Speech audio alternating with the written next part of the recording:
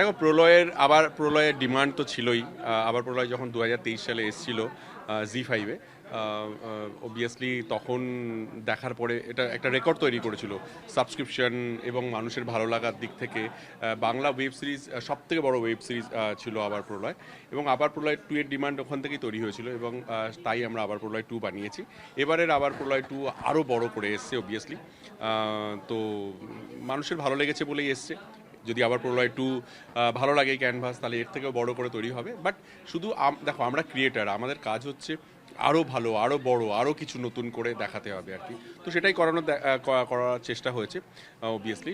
অনিমেষ দত্ত, তার সঙ্গে এক ঝাঁক আরও টিম রয়েছে আর কি। এবং এবারের গল্পটা একটু অন্যরকম, যে এবারের গল্পটা ডাকাতদের সঙ্গে অনিমেষ দত্তর মোকাবেলা হবে, যে কি করে এখনকার ডাকাতরা কেমন দেখতে হয়, তারা কোথায় বসে ডাকাতি করে, মেনলি জেলের ভিতরে বসে ডাকাতি করে বা অন্য স্টেট থেকে ডাকাতি করে, সোনার দোকানে ডাকাতি, কোনো ব্যবসায়ীর দোকানে ডাকাতি, কোনো ব্যবসায়ীকে থ্রেট করে পয়সা চাওয়া এবং না দিলে তাকে গুলি চালানো, এবং কোনো বাচ্চাকে কিডন্যাপ করে নেওয়া, এই যে পুরো নেক্সাসটা, তার সঙ্গে লড়াই করবে অনিমেষ দত্ত এবং তার টিম আর কি।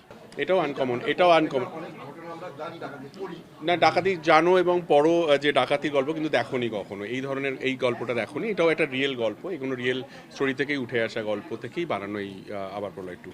আবার প্রলয় 3.0, হ্যাঁ। তার কি প্ল্যানিং এখন থেকে তৈরি? 3 না, এটা তো দর্শক কেমন দেখবে, তাদের রেসপন্স কেমন, যদি তাদের ডিমান্ড থাকে নিশ্চয়ই তৈরি হবে আর কি। প্ল্যান তো আছে অনেক কিছু, অনেক রকমের ঘটনা নিয়ে আগামী দিন প্রলয়ে আরও ফ্র্যাঞ্চাইজি তৈরি হবে। বাট এই মুহূর্তে আমরা আবার প্রলয় 2 যাতে মানুষের ভালো লাগে সেই দিকেই কনসেন্ট্রেট করছি।